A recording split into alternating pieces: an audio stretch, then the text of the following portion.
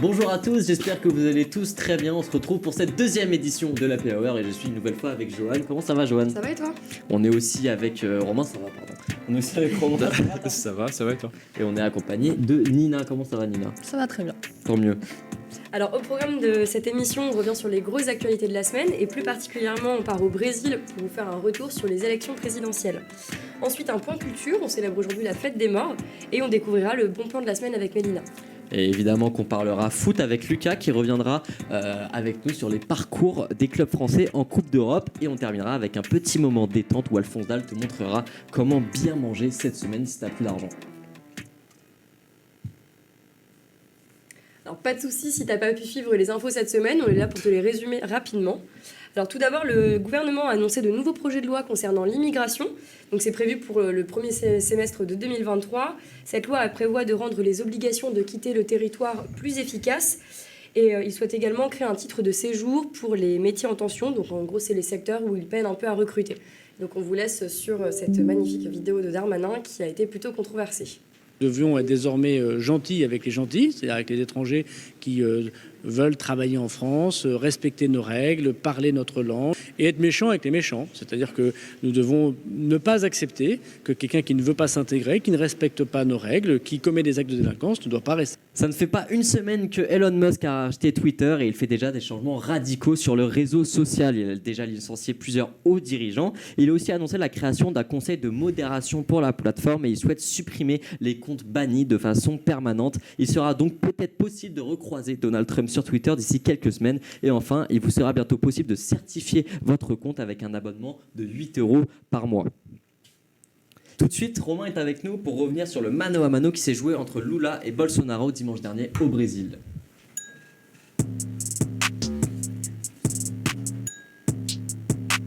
Salut Franek, salut à tous. Du coup, aujourd'hui, je vais pas vous parler de samba, je vais revenir surtout sur l'élection présidentielle qui s'est tenue la semaine dernière au Brésil. Elle opposait Jair Bolsonaro, le président conservateur sortant, à Lula, l'ancien président du Brésil de 2003 à 2010. Alors critiqué par son bilan climatique un peu catastrophique et un bilan social pas plus avantageux, Jair Bolsonaro a perdu cette élection, oui, mais l'élection s'est avérée plus serrée que jamais. Le président élu a obtenu 50,9% des voix contre 49,1% pour Lula. Alors Jair Bolsonaro s'est finalement exprimé récemment sur sa défaite qu'il a reconnue à demi-mot plus de 48 heures après l'annonce des résultats. Il a assuré son intention de respecter la Constitution. Alors, ces élections, elles ont quand même été marquées par une prise de position de nombreuses célébrités. Est-ce que tu peux nous en dire un peu plus à ce sujet? Oui, plusieurs personnalités publiques se sont engagées dans ces élections, à commencer par des footballeurs dont l'influence est stratégique au Brésil. Lula, de son côté, a pu compter sur des soutiens des ex-internationaux comme Rai, Juninho, ou encore Rogers Waters, un peu plus improbable, des Pink Floyd, du groupe des Pink Floyd. Alors oui, du coup, la superstar du PSG, Neymar, a affiché à plusieurs reprises son soutien au président sortant de droite radicale, mais aussi l'actrice Regina Duarte pour les connaisseurs, ou quelques chanteurs country. Mais du coup, ces soutiens de poids, est-ce que c'est seulement par amour du programme porté par Bolsonaro? Alors, en théorie, oui, puisque beaucoup de personnalités concernées au Brésil affichent publiquement leur soutien, affichent leur engagement politique dans leur pays. Mais dans cette dernière élection, il y a un cas qui fait débat, c'est celui du soutien de Neymar à Bolsonaro. Ce dernier qui lui aurait effacé une ardoise fiscale en échange d'un soutien bien appuyé, puisqu'il a effectué plusieurs vidéos par la suite sur TikTok, comme vous pouvez le voir à l'écran. Et un coup d'éponge que les partisans de Lula n'ont pas vraiment apprécié.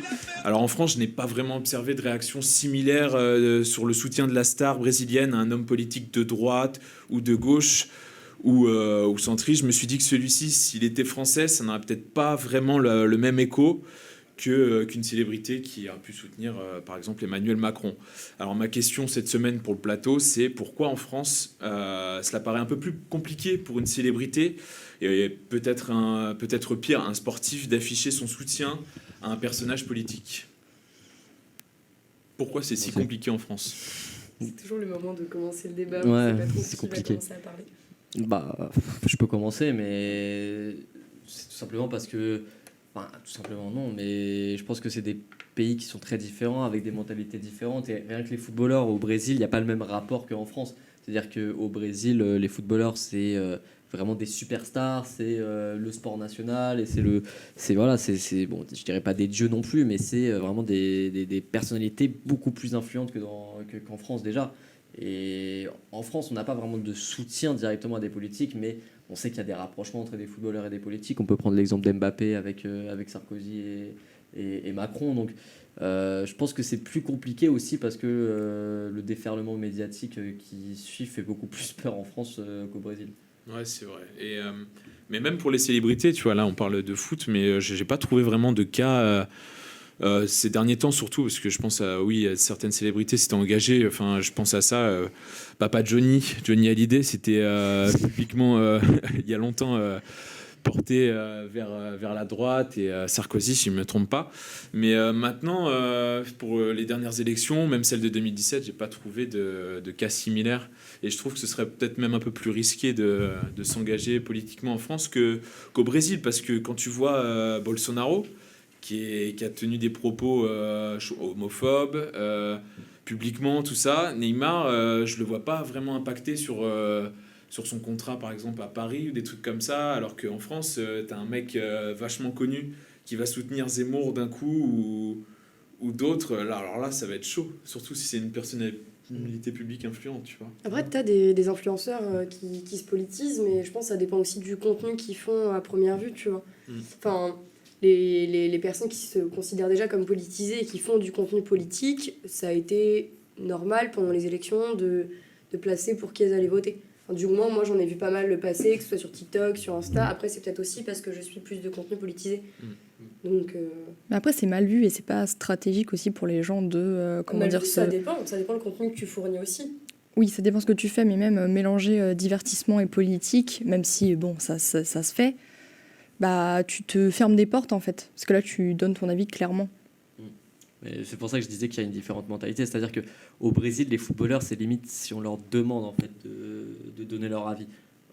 Ce qui en France, c'est l'inverse. En fait, on leur dit vous êtes footballeur. En fait, ils ont limite même pas le droit de donner leur avis Soyez neutre, sur n'importe quel sujet de société, même au-delà de la politique, quoi. Donc, je pense que en même temps, c'est une question de légitimité. Oui. Qu'est-ce que tu t'attends à ce qu'un footballeur il te donne des conseils en politique? En fait, encore si demain un footballeur il prenait parti, mais qu'il expliquait vraiment ce qui lui plaît dans le programme. Bon, moi, je suis pas contre le fait que les personnes puissent prendre parti. Enfin, le fait de cacher pour qui tu vas voter, c'est pas toujours intéressant. Mais il faut aller dans le fond du programme, expliquer ce qui est intéressant ou pas, et pas juste dire, comme Neymar il l'a fait, cette personnalité-là, elle est trop cool, tu vois. Ouais, enfin, là, sinon, ça n'a plus forcément d'intérêt. Après, c'est un jeu d'influence que Bolsonaro maîtrise quand même pas mal, donc c'est aussi pour ça, je pense, clairement.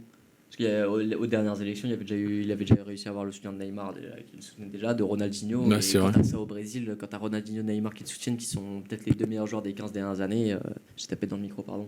Mais voilà, quand t'as ce soutien-là, c'est encore plus gros, je pense, que quand t'as le soutien d'un Mbappé en France. Ouais, ce qui est problématique, moi je trouve en France aussi, c'est que là récemment, je crois que c'était la ministre des Sports qui avait clairement dit à un sportif, enfin, qui avait fait du cas des footeux qui restent à leur place sur les sujets politiques. Et j'avais trouvé ça un peu problématique, tu vois, parce que ça affiche clairement la couleur sur le fait que les sportifs ne peuvent pas vraiment s'engager en France. On leur a clairement dit, restez un peu à votre place et limite un sous-entendu, vous êtes un peu bébête, un peu concon, donc restez loin de tout ça. Moi, ce qui me fait beaucoup rire avec ça, c'est que les politiques, c'est les premiers à utiliser les sportifs. C'est-à-dire que quand il y a des bonnes performances de sportifs français, les politiques, c'est les premiers à récupérer, mais derrière, en revanche, fermez là. Oui, voilà, c'est ça.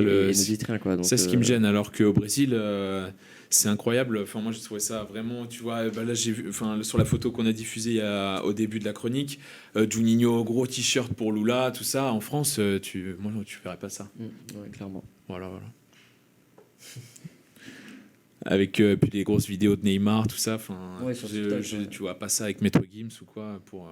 Bah, ça pourrait pour vite Macron, faire tu vois. propagande, je pense, en France. Ouais, ça serait pas perçu comme ça, alors que au Brésil, tu pourrais continuer tranquillement ton activité, alors que là, ouais, comme tu disais tout à l'heure, ça pourrait avoir des répercussions. Enfin, je crois que c'est Jeanne qui disait ça, des répercussions sur ton bénéfice, quoi, sur le chiffre que tu fais via tes concerts, via ton activité professionnelle. Ouais. Ce qui est dommage. Bah, c'est peut-être aussi pour ça qu'en France, ils le font pas, parce que derrière, tu as le risque que ça nuise à ton image, tout simplement.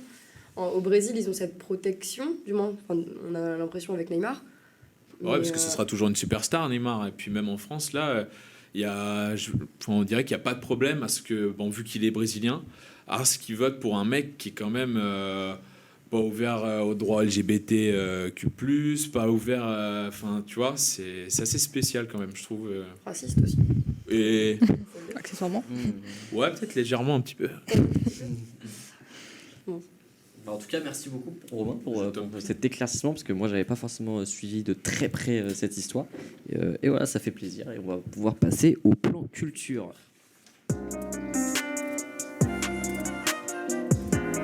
Alors, en plus d'Halloween, on célèbre aux quatre coins de la planète la fête des morts depuis plusieurs jours. Donc on revient avec Nina sur la variante mexicaine en fait, de cette tradition.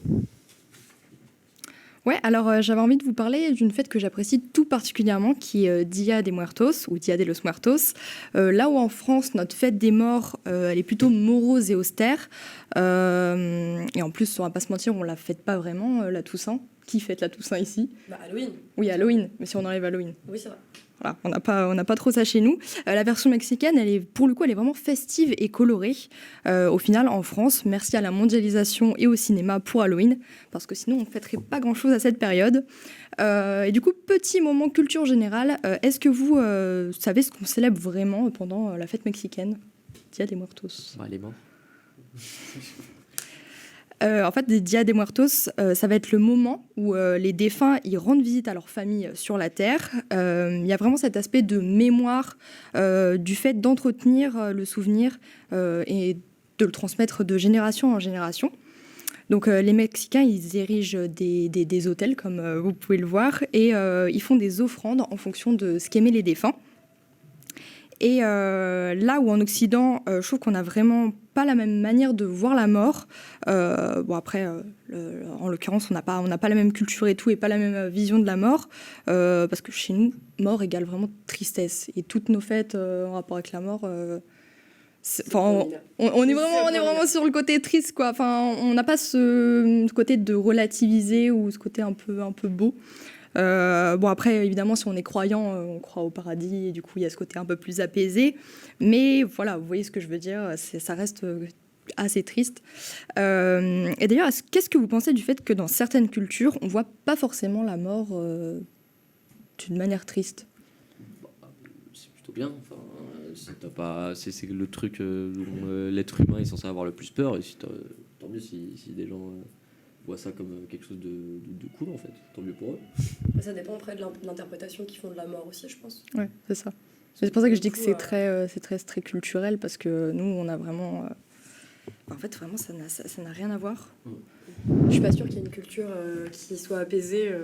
L'idée de la mort scientifiquement parlant, en mode le trou béant, je suis pas sûre qu'il y en ait beaucoup qui le fêtent, ça, tu vois. Mais après, c'est une croyance comme une autre. Mais non, sinon, moi, je trouve ça plutôt... c'est cool, quoi, après. Ouais, et puis vraiment, moi, ce que j'aime bien, c'est que vraiment, c'est coloré et tout, c'est très loin de nous, parce qu'en final, la mort, ça reste triste pour eux, j'imagine qu'ils fêtent le deuil ou quoi que ce soit, mais il y a ce côté où on va vraiment se retrouver tous les ans, aussi, là où nous, on va mettre des fleurs sur les tombes, mais il y a moins ce côté où on partage un moment, en fait, avec les défunts.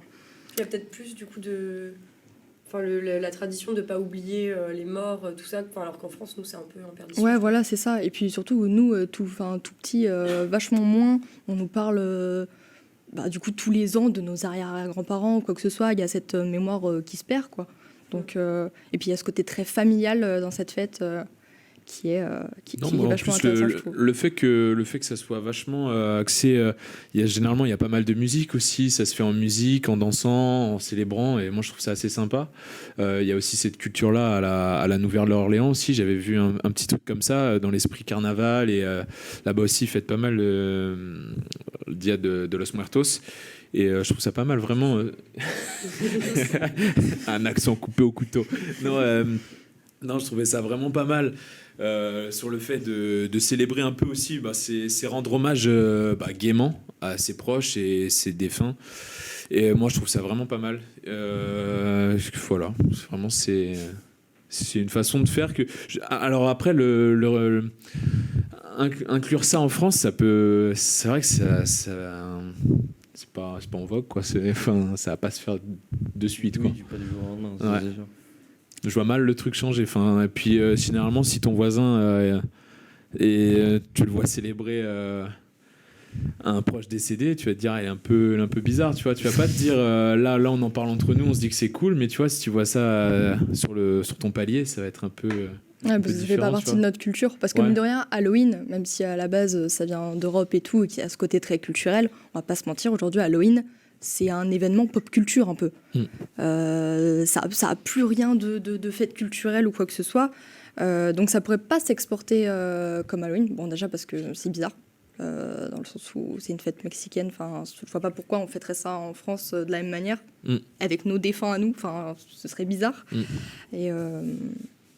Et du coup, voilà, c'est pas le même genre de fête. Et en soi, si, il y a des gens qui pourraient le faire en France, moi, ça m'étonnerait pas. Mais s'ils sont mexicains. Sinon c'est un peu bizarre, quoi. Ouais, c'est possible. Ouais, c'est vrai.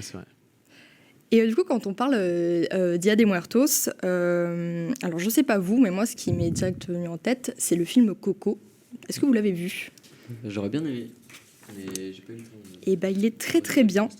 C'est une vraie pépite, je vous le conseille vraiment. On plonge vraiment dans la culture mexicaine. Visuellement, c'est incroyable. Bon, c'est Pixar, donc évidemment, c'est beau. C'est drôle. La musique, c'est un des thèmes principaux, comme Romain nous l'a dit. Vraiment, Dia de los Muertos, il y a beaucoup de musique. Et franchement, je vous le conseille. C'est un très très beau film, avec beaucoup d'émotions. Voilà. Et puis, le fait qu'on parle de la mort dans un film familial, comme ça, je trouve ça vraiment cool, parce que dans tous les Pixar, il y a différents niveaux de lecture, et autant un enfant qu'un adulte, vraiment, c'est... Enfin, les Pixar, quoi, on adore. Donc, il y a des moments tristes, parce que c'est aussi normal d'être triste, et puis ça... C'est plutôt traité de façon assez positive. En fait, de mon souvenir, mais ça fait très longtemps que je ne l'ai pas vu, le côté un peu négatif, c'est plus le fait d'être oublié que le fait de mourir. Ouais, c'est ça. En fait, il y a un côté triste dans le fait d'oublier en fait, d'où tu viens, tes origines, tes ancêtres, quoi. Quelque chose que les Mexicains, en faisant Dia de Muertos, ils essayent de ne pas oublier. Non, mais c'est sympa de traiter ça sous cet angle-là. Ouais. Et du coup, vraiment, Pixar, ils ont géré au niveau de l'émotion. Puisque c'est un peu les maîtres de l'émotion, on va pas se mentir. Mais enfin bref, en tout cas, allez le voir. Il est sur Disney+. Et comme ça, vous en saurez un peu plus aussi sur Dia de Muertos. T'as des codes Disney+, Non. En tout cas, merci beaucoup Nina pour cette superbe chronique. On va pouvoir passer au bon plan. Alors, envie d'échapper à ton quotidien de Parisien un petit peu ronchon, on s'envole au Mexique avec Mélina pour notre bon plan de la semaine. Qu'est-ce que tu nous as déniché cette semaine ?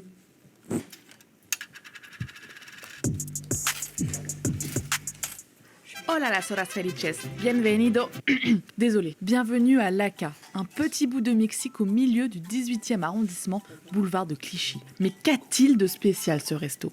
Son mardi. Et oui, toutes les semaines, c'est le Taco Tuesday. Pour cette modique pièce de 1 €, vous avez un tacos, yes, bien joué. Cet épisode n'est pas sponsorisé par le taco. De 11h30 à 15h, c'est régalade. Bœuf, pommes de terre, poulet, champignons. Comme on est pro, on a tout goûté et c'est plein de saveurs. Il y a une belle ambiance et malgré la queue, c'est hyper rapide. On peut même payer direct en ligne. Le métaverse, messieurs, dames. Bon, on n'a pas pu s'empêcher de prendre en plus les nachos. Comme vous voyez, c'est succulent, il faut y aller. En toute tranquillité. En tout cas, à chaque chronique, on va pouvoir voir Sam manger un bout et ça fait plaisir. Il n'est pas que technicien, il est aussi gros mangeur. Et on va pouvoir passer au barathon.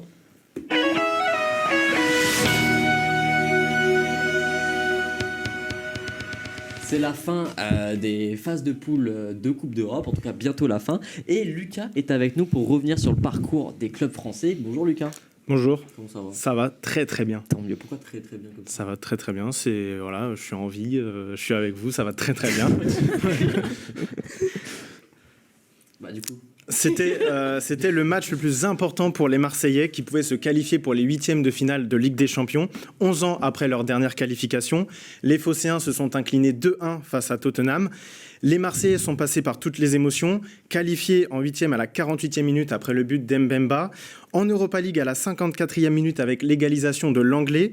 Les Marseillais auraient pu tuer le match à la 87e minute après une tête de Kolasinac qui s'est terminée par un gros raté, un loupé qui a déchaîné les réseaux sociaux et Eric Dimeco, l'ancien Marseillais sur RMC Sport.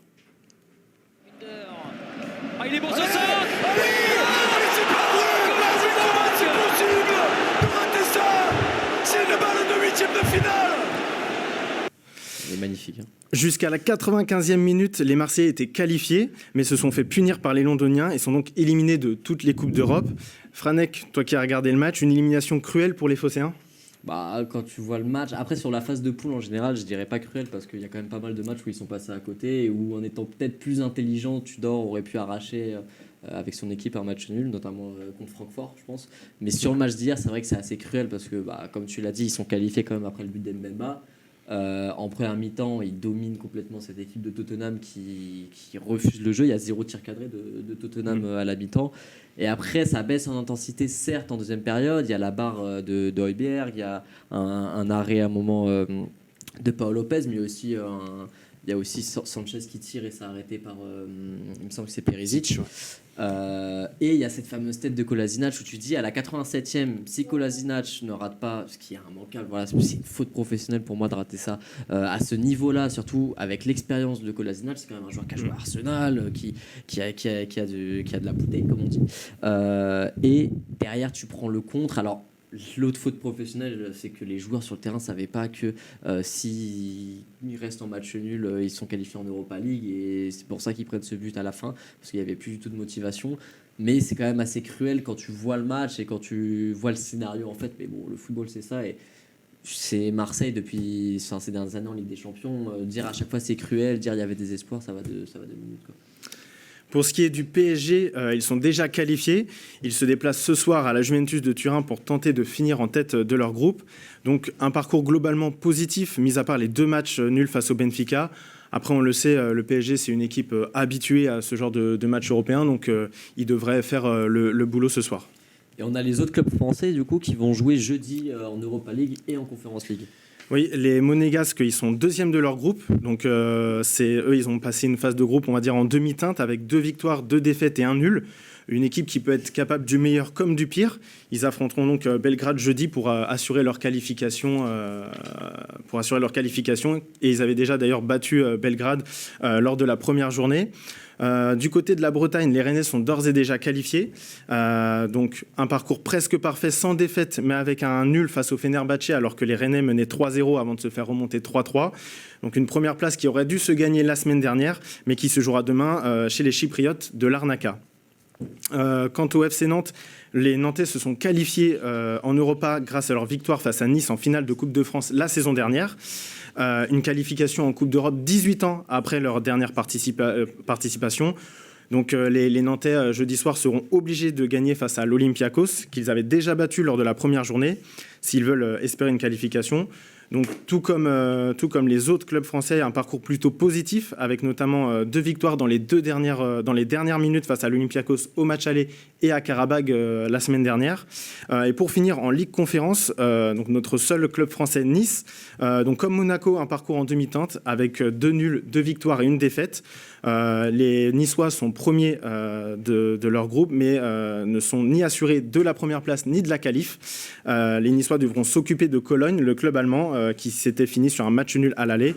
Donc objectif pour les Niçois, une victoire, même si un match nul ferait l'affaire. Donc pour résumer, un parcours plutôt positif pour l'ensemble des clubs français qui peuvent, mis à part l'OM, se qualifier pour la suite de la compétition, de leurs compétitions respectives. Donc on peut avoir 5 clubs français en finale de Coupe d'Europe. Phase finale. 5 clubs en finale, c'est compliqué. Oui, 5 clubs en phase finale, oui, effectivement. Donc je vous demande, est-ce que les clubs français peuvent aller loin dans leurs compétitions respectives ? Oui, Marseille, j'y crois toujours. Non.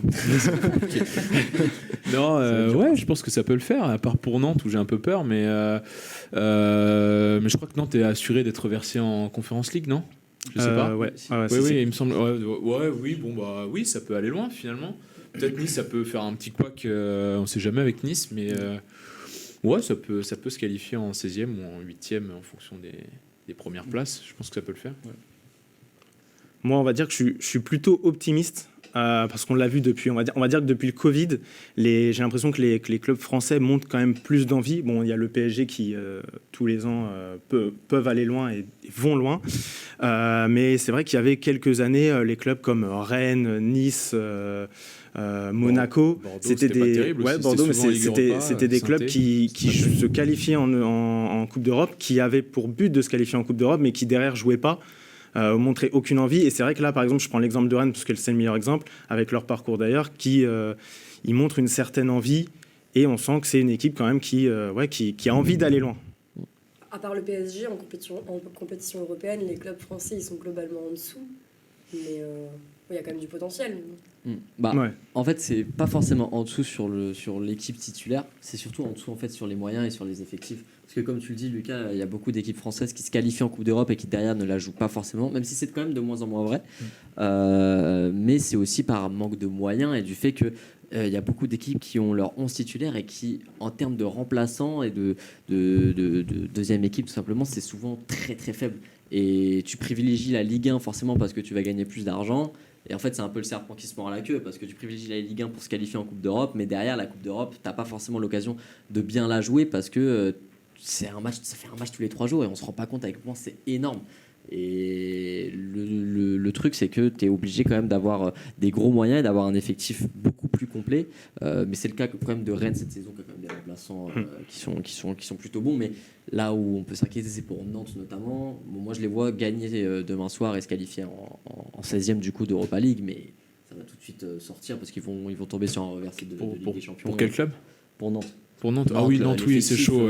Deux victoires à la plus de 90e, voilà. à l'arraché à chaque fois, c'est difficile. Nantes, ça va être très très dur. Je pense qu'ils vont se qualifier parce que c'est une équipe qui a montré qu'ils avaient du cœur et qu'ils avaient beaucoup de courage. Avec, comme tu le dis, ces 2 victoires à l'arraché. Mais derrière, dès que tu sors du 11 titulaire, déjà que le 11 titulaire, c'est pas la folie. En Ligue 1, c'est fragile. Ils sont 15e. Deuxième partie de tableau, c'est sûr. Voilà.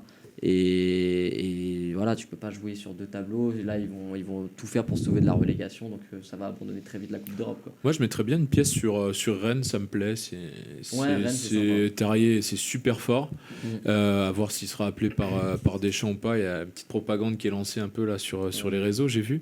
Et non, mais sinon, Rennes, moi, je mettrais une petite pièce sur Rennes pour aller loin. Pourquoi pas. C'est solide. Hein. Et puis t'as Désiré Doué qui est en train de tout exploser. Ouais, aussi, oui. T'as Gouli qui est en train de revivre. Enfin, c'est une équipe qui est vraiment sympa à suivre. Et après, on n'a pas forcément parlé du PSG non plus. Je sais pas comment vous les sentez, vous. Forcément qu'on est obligé de bien les sentir, ça reste le PSG. Mais moi, j'ai quand même des doutes après la Coupe du Monde, quoi. Sur Neymar, Messi. C'est ça. C'est-à-dire que si on prend en compte la Coupe du Monde, ça peut être compliqué au retour, mais si on oublie cet aspect-là et que justement un Messi ou un Neymar qui gagne cette Coupe du Monde, derrière va avoir envie d'aller chercher un autre trophée pour s'assurer entre guillemets le Ballon d'Or. Mais puis même de toute façon, ça reste une équipe habituée à jouer les phases finales. Donc en vrai, je vois pas le PSG se relâcher sur ce genre de compétition. À voir. Ils ont quand même montré des faiblesses, je trouve, en phase de poule. T'encaisses 2 buts par le Maccabi Haïfa. Ouais, mais tu gagnes 7-2, mais c'est quelque chose qui arrive tous les ans, en vrai. Ouais, mais il y a un homme aussi il y a un homme qui est revenu en forme, je trouve, qui est assez important. C'est quand même Lionel Messi. T'as pas le même Lionel Messi que l'année dernière. Et sur un match, une action, ce mec-là pourra toujours, j'ai l'impression, de te faire n'importe quelle différence en 8e, en quart, si le match est un peu serré. Il a porté le Barça contre Liverpool il y a quelques années. Enfin, tu vois, c'était pas. Pardon, excuse-moi. Et voilà, enfin, il a porté le Barça, un Barça à l'agonie, excuse-moi encore.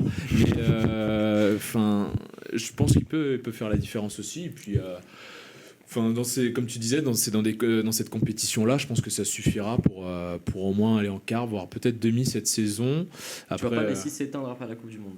Non, je le vois bien finir sa saison là. Il est bien lancé avec le PSG. Ça va être chaud de s'écrouler direct après une Coupe du Monde, je trouve. Mais enfin, voilà. Ok.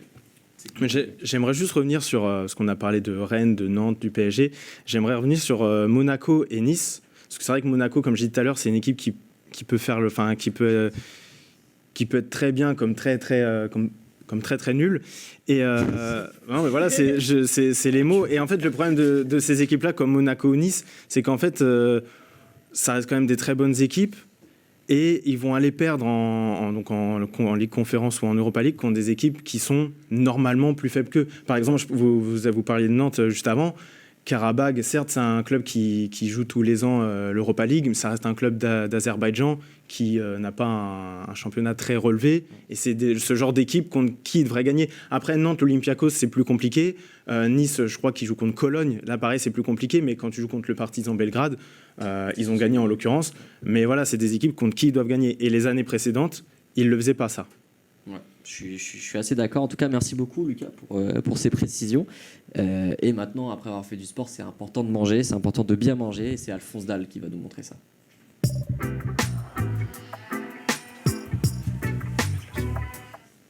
Bonjour à tous, c'est Alphonse Dalle. On se retrouve aujourd'hui pour une nouvelle recette. On commence tout de suite avec de la brioche. Voilà, Harris, brioche tranchée, classique, des œufs, du Nutella, des meilleurs produits au monde, hein. Les connaisseurs vous le diront. Du lait, voilà, tout simple. Du sucre en poudre, tout simple également. Du sucre vanillé et voilà, une banane pour apporter du fruité à la recette. Alors, je vous avoue, je suis un peu perdu là avec tous ces ingrédients.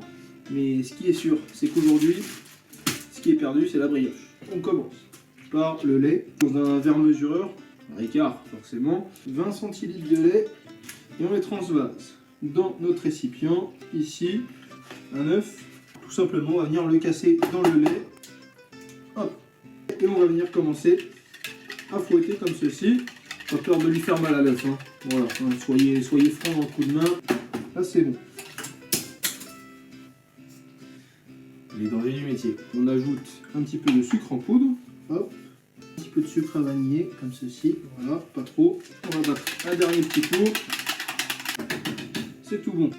Alors c'est important de bien beurrer puisque faut pas que la brioche accroche et adhère à la poêle. Et puis aussi, ça permet d'avoir des bonnes réserves pour l'hiver, hein, comme moi. Voilà. Donc, on vient avec notre brioche la tremper dans notre mélange. On la retourne aussi, voilà, hop. On tourne et retourne. J'espère que vous aurez la référence. On tourne et retourne. Transvaser dans la poêle. Là, ça sent très très bon. On va venir la décoller et la retourner. Magnifique. Ça, c'est super. Pendant que ça chauffe, on coupe notre banane. Voilà, des petites tranches comme ceci. Notre brioche est prête. Voilà, hop. Et donc voilà, le petit supplément de cette recette. On fait chauffer le Nutella sur la plaque pour qu'il devienne un petit peu coulant. Et là, on va venir en appliquer un tout petit peu. 3 rondelles de banane, comme ceci. Et voilà, une brioche perdue, un bon petit dessert, ou alors un goûter, hein, comme vous souhaitez. Soit dans sa version revisitée, avec banane, Nutella. Ça lui fait une Sur purée la version jambon. classique, c'est un régal. Coquillette Je jambon. vous souhaite un bon appétit et à la semaine prochaine. Alors c'est déjà la fin de cette émission, merci à tous, merci de nous avoir suivis, n'hésitez pas à nous faire vos retours dans le chat et à nous suivre sur les réseaux sociaux. Alors on se retrouve la semaine prochaine, même jour, même heure, et d'ici là n'oubliez pas de boire un verre d'eau entre chaque bière.